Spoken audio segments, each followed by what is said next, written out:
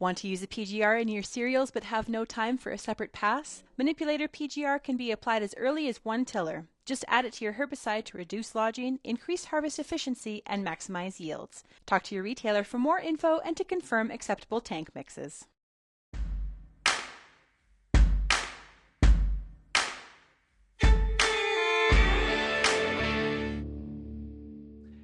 Shaun Haney, your host here on this Monday, and as always, joined by my colleague at RealAgriculture. It is Peter Pete Johnson. I want to talk about sprayers and compaction. Now, typically when we talk about compaction, I think we tend to talk about four-wheel drive tractors. A lot of times we talk about the grain cart. A lot of times we talk about the combine.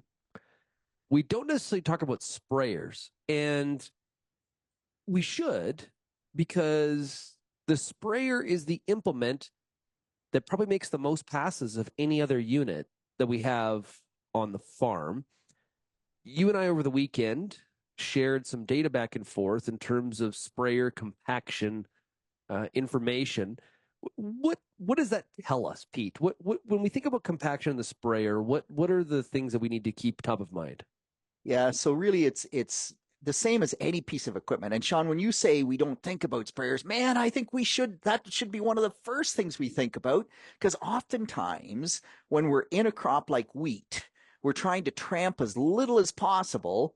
And so we put these skinny little tires on the sprayer, and sprayers, just like everything else, are getting bigger and bigger and bigger. And it used to be, man, if you had a 120-foot boom, that was a big boom. Nowadays, they've got 160-foot booms. And so think about the weight of that boom when you fold it out, how it changes the balance of that sprayer, because when it's all folded in and resting, it's fairly central in terms of its weight distribution. You fold it out, whether it's front fold or back fold, whichever way it goes, now all of a sudden you have this great big lever, 160-foot wide boom hanging out at the back there. They got to build them stronger to get them that much wider. Stronger means more weight. Plus, we're now, 1,600-gallon sprayer is pretty common. We're getting some 2,000, some 2,400-gallon sprayers. So the amount of weight on that sprayer and the weight distribution, and then I'm in my wheat crop, so I want to run on these skinny little 11-inch tires, so I only tramp one row of wheat in my 7.5-inch wheat.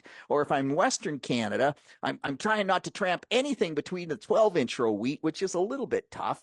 But the other thing is, when I need to spray, I'll push it way more than I will with some other operations. If those weeds, if I need to kill them and it's plenty wet, but I can get through, I'm going. Of course, the wetter the soil, the more compactable it is. And yeah, sprayers are one of the number one problems when it comes to compaction, and keep them in the same track all the time. In Australia, they do that. They're controlled traffic farming, and they actually have designed tools, because the sprayer will go through the field enough times, even under their dry conditions, that they'll end up with 4 to 6, sometimes even 8-inch deep ruts where the sprayer tracks are. And they have tools that they go through, and they're designed just to fill those 2 ruts that the sprayer left behind, so they can start fresh the next year. But yeah, compaction from a sprayer, it's hardcore harsh. So would a person be better off to go with the fatter tires, maybe potentially damage more crop, but you're going to have less compaction issues? Or is that math just that too big of a math equation to sort out? Oh no, we got that. Like, we have this discussion all the time. When do I switch from the floaters? Because right now, if we're putting nitrogen on wheat, almost for sure we're running floaters. And it's because with floaters, we can get a much bigger footprint, the much bigger footprint. Now I can run the pressure in my tire a lot lower, and I create less compaction. But the growing point of the wheat crop is still below the ground.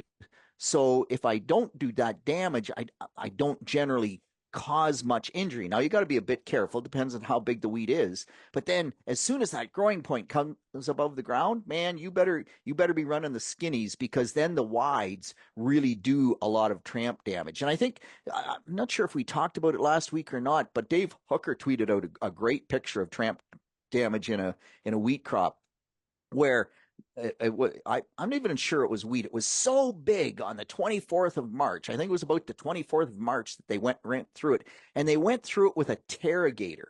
So, three big wheels, a tricycle basically, and each wheel is 3 feet wide. And you're going a 70-foot boom, and I now just tramped 9 feet out of 70 feet. And the amount of tramp damage was just horrendous. And you go, come on, people. Like, we got to do better than that. Okay. Now, it's not just about the sprayer weight either, right? Because if you look across different manufacturers, there are different weights, obviously empty and loaded. But we don't just necessarily assume that the heaviest sprayer would have the worst compaction, because there's more to it than that, right?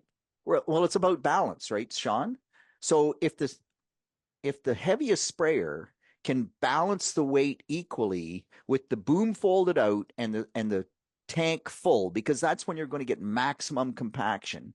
If you can balance it so there's the same amount of weight on the front axle as there is on the back axle, then you're actually going to cause less compaction than a lighter sprayer where they can only keep 30% of the weight on the front axle or the back axle, depending on which way the boom folds, but let's say the front axle, and 70% of weight on the back axle. It's all about weight per axle or weight per tire. In the compaction days that we've done, we've even seen that one side of the sprayer will be significantly heavier than the other side of the sprayer, even when they're fully loaded. And that's generally the fuel tank that causes that. But on little skinny tires, and you start putting, 200 gallons or 150 gallons of fuel in that tank, and it's on one side, that can make a significant difference, particularly when it's by one wheel in particular. And yeah, we've seen lots of cool stuff at our compaction days on sprayers. They're fun to work with. The combines, it's always the steering axle that's a problem on the combine. We all think about the front tires, the drive wheels, the tracks. Nope, that isn't the compaction problem. It's the steering axle. That's where the compaction happens. And of course, you mentioned buggies. They're bad as well. The number of times we've seen buggies where the tire that was on it was not rated to carry the load of that grain cart full. Ooh. is unbelievable, just unbelievable. If ever a tire blew out going down the road and the thing was full and somebody got hurt, man, the legal ramifications of that worry me. They really do. We have talked about tire type. One thing we didn't cover a lot of here was the actual tire pressure, and the PSI of that tire also plays a role in that level of compaction and the disbursement of the weight. Yeah, 100%. And so that's the problem, right? I go to a skinny tire on a sprayer and I got to run it at 90 PSI. And at 90 PSI, man, the amount of surface compaction that happens is cruel. It's just cruel. But don't forget, like, you're absolutely right. Tire pressure is one factor, but tire pressure dictates more the surface soil compaction. Axle weight dictates this deeper soil compaction.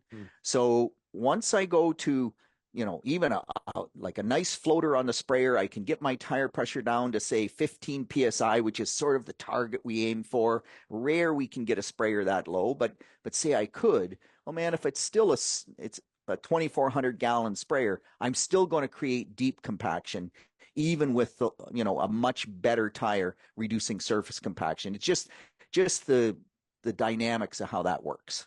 Well, there was I'm trying to remember who it was. It was a very old, experienced, old wise agronomist that said to me one time, 80% of compaction happens on that first pass. Man, that number is very, very staggering when you think about it.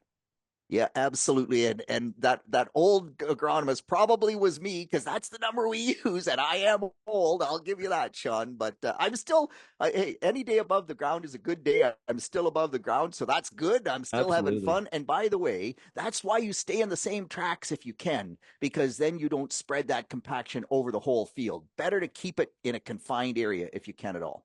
Yeah, that makes a lot of sense. Compaction, I think it's really a under discussed topic. Yeah, go ahead. We talk about it lots in Ontario. Ontario is really working hard at it. Ohio is working hard at it. It's you're right. We haven't paid enough attention. Shaun, one of the reasons we didn't pay attention is we had no solution. We now have some solutions. We have tracks, we have central tire inflation systems. We can put more axles under it. Like, third time in my career that compaction's been talked about. First time in my career, we actually have some reasonable solutions for the problem. Well, but I think a lot of people also make the assumption that, well, I don't have a lot of moisture in my soil, therefore I don't have compaction. And that's not true either. That's like one of those that's a myth, right? Right. That's another myth. You don't cause as much surface compaction, but you still cause compaction, particularly at deeper depths. Yeah. Yeah, absolutely.